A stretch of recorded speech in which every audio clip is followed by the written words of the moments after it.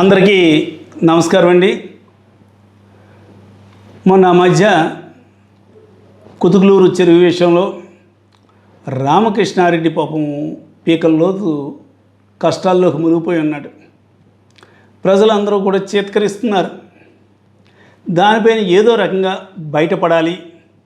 అదేవిధంగా మరి బలంగా ఉన్నటువంటి వైఎస్ఆర్ కాంగ్రెస్ పార్టీ కార్యకర్తలు, నాయకులు, ముఖ్యంగా నాగిరెడ్డి గారిపైన, నాపైన ఏదో రకంగా బురద చల్లాలని పాపం చాలా డ్రామాలు వేస్తున్నాడు. ఆయన ఎంత లేదన్నా మన డ్రామాల కుటుంబం నుంచి వచ్చాడు కదా, మంచి నాటకాలు వేస్తున్నాడు. ఎన్ని నాటకాలు వేసినా రామకృష్ణారెడ్డి, నువ్వు చేసిన పని కుతురుగూరు గ్రామమే కాదు, చుట్టుపక్కల గ్రామాల ప్రజలందరికీ కూడా తెలుసు. ఏమంటావు నువ్వు? ఏదో మొన్న మధ్య నాగిరెడ్డి గారి ఇంటికి నువ్వు వెళ్ళి మరి గుడి ఉంచాలా లేదా తీర్మానానికి నువ్వు సంతకం పెడతావా పెట్టవా అనేదో అడిగావట. ఆఫీసర్ని పంపించవచ్చు, కానీ నువ్వేం చేసావు? ఒక దండయాత్రలాగా, అంటే నీకు అలవాటే కదా రౌడీయిజం, పోలీసుల్ని అదేవిధంగా కొంతమంది అధికారులని, కొంతమంది నాయకుల్ని వెంట పెట్టుకుని వెళ్ళావట. ఆయనకు ఆరోగ్యం బాగోక ఆ రోజున రాజమండ్రి వెళ్ళాడు, అది వేరే విషయం. అంటే ఏదో రకంగా పాపం నీకు అంటిన బురదని వేరే వాళ్ళకి అంటించాలి అని నువ్వు ప్రయత్నం చేస్తున్నావు. ఎన్ని అంటించినా నీకు అంటుకున్న బురద ఎక్కడికే పోదు. నీకు విషయం చెప్పనా? ఆ రోజున పంచాయతీలో సబ్బెళ్ళ నాగిరెడ్డి గారు వైస్ ప్రెసిడెంట్గా ఉన్నారు. వైఎస్ఆర్ కాంగ్రెస్ పార్టీ మెంబర్స్ ఒకళ్ళు ఇద్దరు తప్ప మిగతా వాళ్ళందరూ కూడా వైఎస్ఆర్ కాంగ్రెస్ పార్టీ సభ్యులే.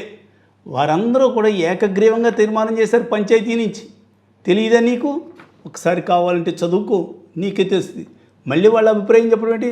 పంచాయతీ వారు డైరెక్ట్గా తీర్మానం చేసి ఆ తీర్మానం కలెక్టర్ గారికి కూడా మరి పంపించడం జరిగింది. ఆ తీర్మానంలో ఏం చెప్పారు వాళ్ళు?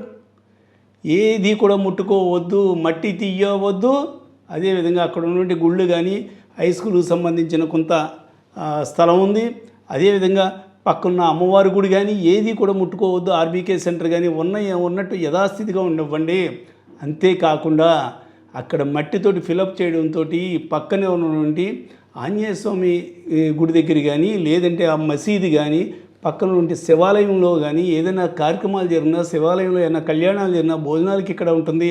అంతేకాకుండా రైతాంగానికి మరి ధాన్యం ఎండబెట్టుకోవడానికి కూడా అక్కడ చాలా అనువుగా ఉంటుంది. కాబట్టి ఎట్టి పరిస్థితులు ఉన్న స్థితిని ఉంచేలాగా చూడవలసిందిగా కోర్టు వారిని కోరమని మరి ఆ రోజున చెప్పడం జరిగింది, తీర్మానం చేశారు. మళ్ళీ ఆయన అభిప్రాయం ఏంటి?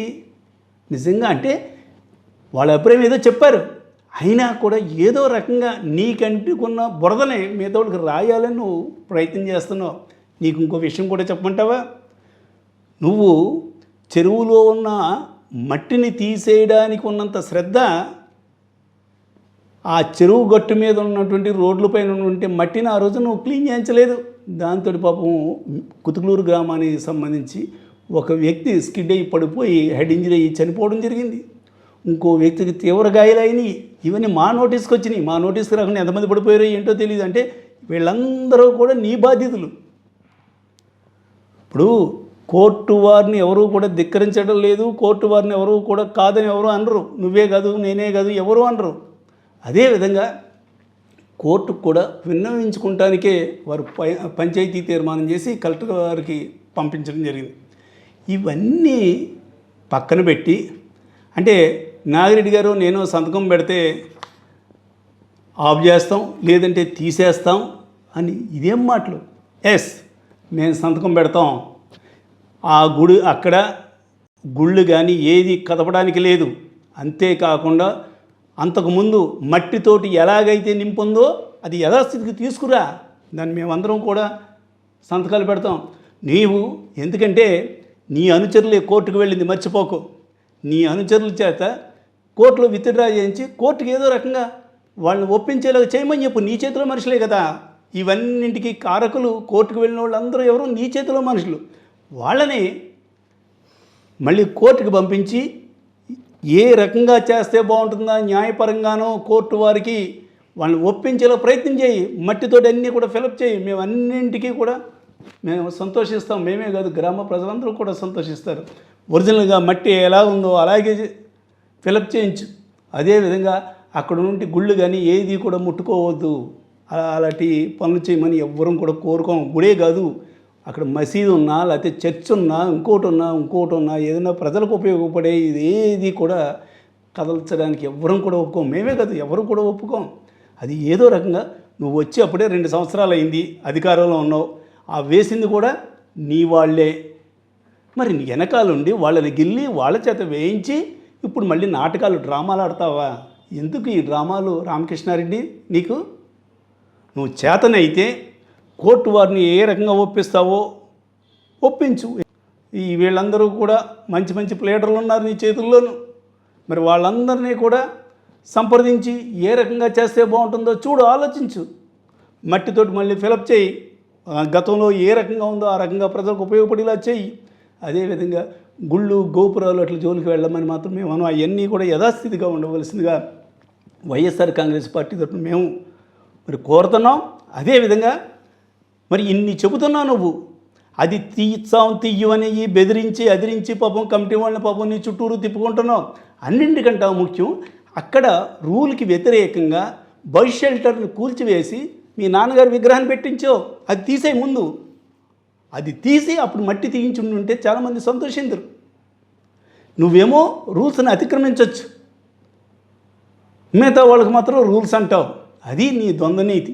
ఏది ఏమైనా రామకృష్ణారెడ్డి, నువ్వు పీకల్లోతు కష్టాల్లో ఉన్నావు, గ్రామంలో అందరూ చిచ్చి అంటున్నారు నిన్ను. కాబట్టి నువ్వు ఏ రకంగా దాన్ని బురద పావాలా అని నువ్వు ప్రయత్నం చేస్తున్నావు. నువ్వు ఎన్ని ప్రయత్నాలు చేసినా ఏం చేసినా కూడా ప్రజలందరికీ కూడా తెలుసు. కోర్టు వారిని ఏ రకంగా ఒప్పిస్తావు, కోర్టులో ఏ రకంగా వాద్యం వేస్తావు, ఏ రకంగా మరి నీ అనుచరులేగా వేశారు కాబట్టి వాళ్ళతో ఏ రకంగా చెప్పిస్తావు. ఆ తంటాలు నువ్వు పడు, యథాస్థితికి వచ్చేలాగా ప్రయత్నం చెయ్యి. అక్కడ ఏమైతే మట్టి ఫిలప్ అయ్యి ఉందో అంతా కూడా మళ్ళీ ఫిలప్ చేయించు.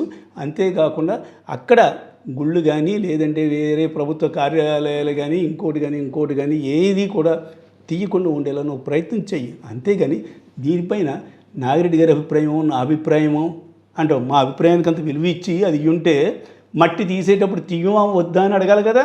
ఇప్పుడు ఇంటికి వెళ్ళావు, మరి ఆ రోజున నాగిరెడ్డి గారి ఇంటికి ఎందుకు వెళ్ళలేదు నువ్వు? మట్టి తీయమా వద్దా అని తీసేసావు, చేతులు కాల్చుకున్నావు.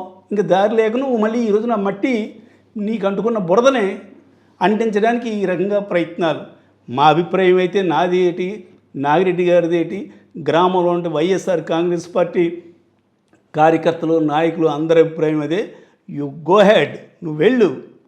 దీనికి మాత్రం మేము నువ్వు ఎందుకు చేసావని మాత్రం మేము ఎప్పుడు కూడా ప్రశ్నించాం. ఎందుకంటే అదంతా కూడా ఫిలప్ చేయి, మళ్ళీ కోర్టు వారిని ఒప్పించు. ఏ రకంగా ఒప్పిస్తావో నువ్వే ప్రయత్నం చేయి. నేను ముందే చెప్పినట్టుగా చెయ్యి, యథాస్థితికి తీసుకుని రా. అంతేకాని నువ్వు తప్పులు చేసి మా మీద బురద చల్లడానికి ఏంటి? నువ్వు ప్రయత్నాలు చేయకు రామకృష్ణారెడ్డి.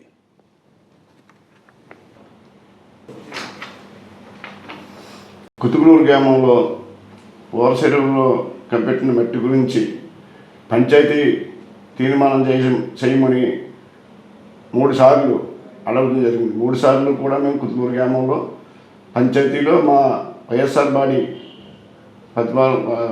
పరిపాలన ఉండగా మేము 3 సార్లు కూడా తిరస్కరించాం. 3వసారి మేము తిరస్కరించి మళ్ళీ కలెక్టర్ గారికి కూడా ఇంక పత్రం ఇచ్చాం, తీయొద్దని. మట్టి తీయొద్దు, గ్రామస్తులకు అందరికీ కూడా ఉపయోగపడుతుంది, చాలా అందరికీ కూడా తోడై ఉంటుంది సైట్ అని చెప్పి మేము విన్నపించుకుని ఎంతో మొదలు చేసాం. అయినా కానీ అది తీసేయటం జరిగింది. అంచేత గుళ్ళు గోపురాలు ఇవన్నీ కూడా ఎవ్వరూ కూడా తీయమని అనరు, మేము కూడా అన్నాం. చేత దయచేసి ఇక్కడితో ముగించాలంటే డాక్టర్ గారు చెప్పినట్టు మీరు చేసి దాన్ని ముగింపు చెయ్యండి. అంతేగాని డాక్టర్ గారి నిర్ణయమే మా నిర్ణయమే డాక్టర్ గారి నిర్ణయం.